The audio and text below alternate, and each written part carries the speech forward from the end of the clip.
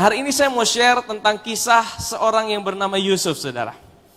Nah, saudara kalau perhatikan, di dalam kitab Kejadian, itu ada 50 pasal, saudara.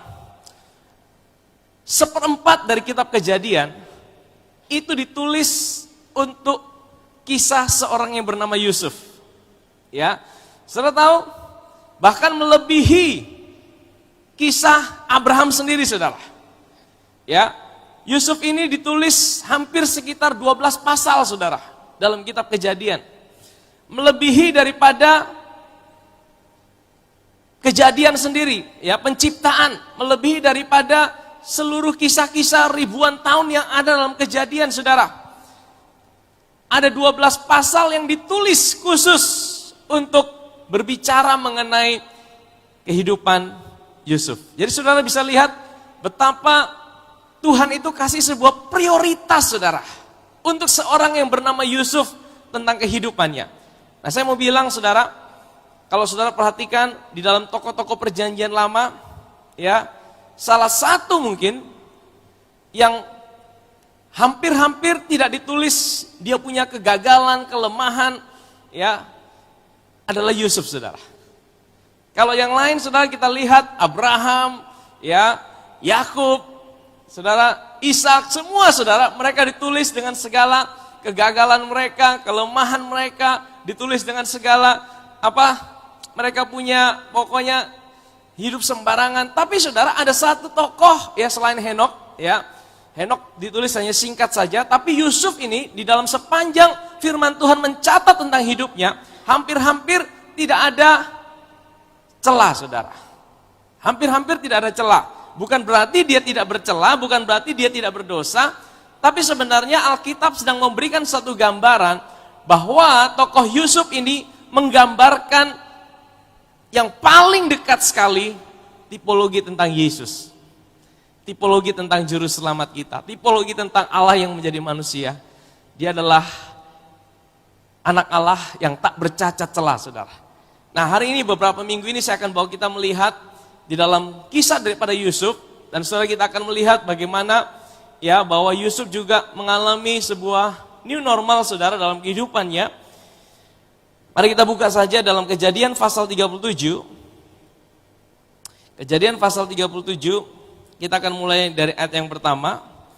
Saudara, saya akan bawa kita melihat ayat per ayat, dan kita akan melihat hari ini, saudara, di dalam Kejadian pasal 37, mungkin kalau kita tidak habis, nanti kita lanjutkan minggu depan. Tapi inilah dimulainya kisah tentang Yusuf, saudara. Saya udah kasih clue-nya dulu.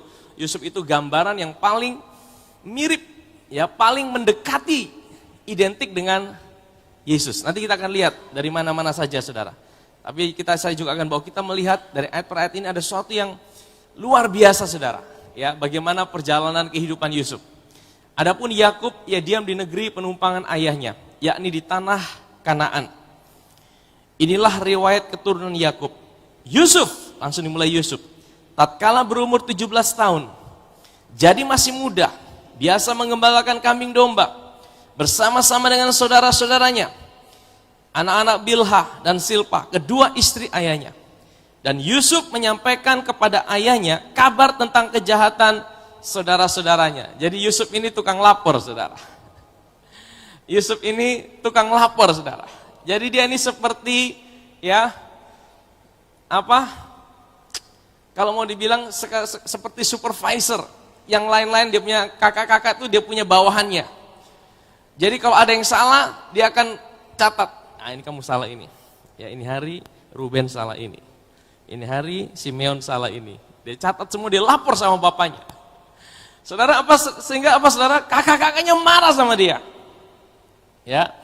Yusuf menyampaikan kepada ayahnya kabar tentang kejahatan saudara-saudaranya. Ayat 3, Israel lebih mengasihi Yusuf dari semua anaknya yang lain, sebab Yusuf itulah anaknya yang lahir pada masa tuanya, dan ia menyuruh membuat jubah yang maha indah buat dia.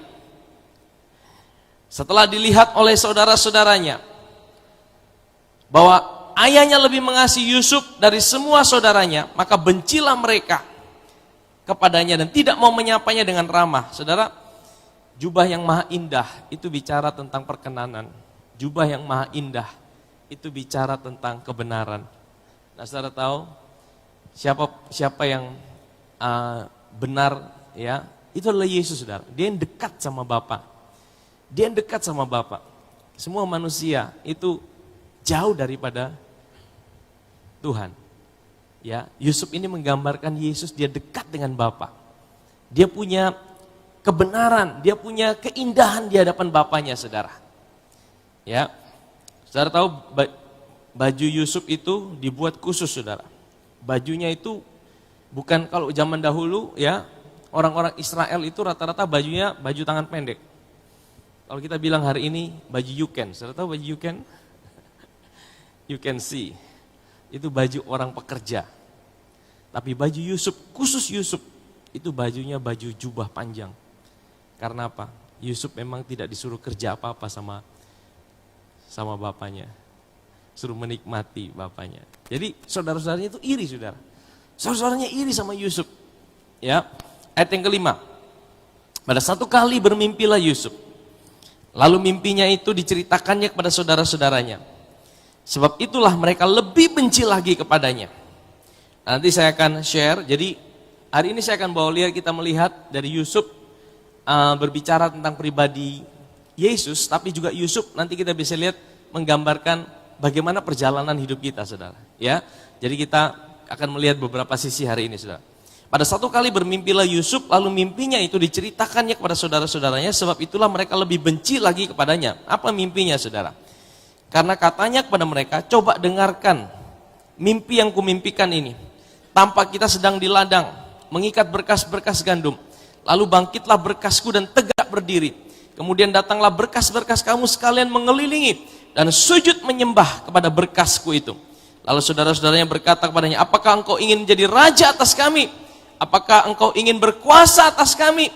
Jadi makin bencilah mereka kepadanya karena mimpinya dan karena perkataannya. Saudara, sama seperti Yesus juga ditolak ketika dia datang pada orang Israel, betul?